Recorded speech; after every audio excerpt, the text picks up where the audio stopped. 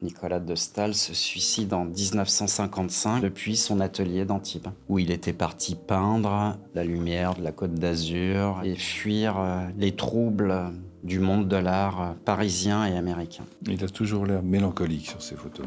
Et cette photo, voilà, il regarde au loin, certainement la mer. Je pense que la photo a été prise sur le balcon de son atelier, j'en ai aucune certitude, mais voilà, on le voit regarder au loin, une cigarette au bec, un petit bout de sourire, de la nostalgie. À quoi pense-t-il? Regarde-t-il la nature? Je ne sais pas.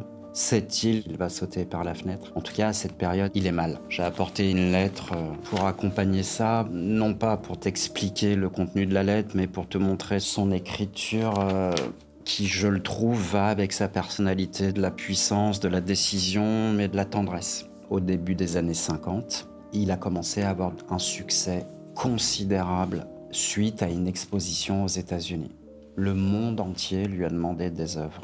Ça a été une bombe atomique. Il a signé des contrats, particulièrement un contrat avec une galerie new-yorkaise qui exigeait de la production, de la production, de la production, de la production. Il peignait comme un fou. Les toiles partaient de l'atelier, les toiles n'étaient pas sèches. Il n'en pouvait plus.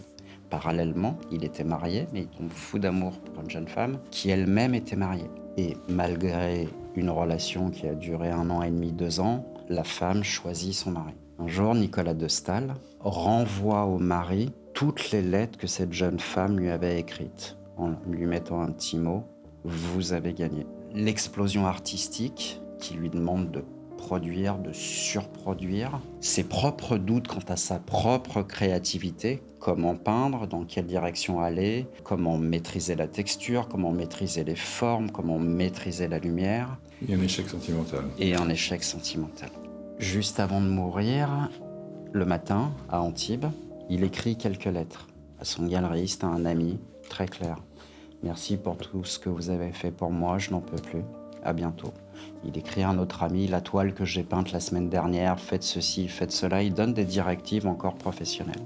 Après avoir écrit ces lettres, il va continuer à mettre quelques coups de peinture sur les tableaux dans l'atelier. Et après, il décide de sauter par la fenêtre en pleine nuit. Ce type que je trouve élégant, émouvant, beau.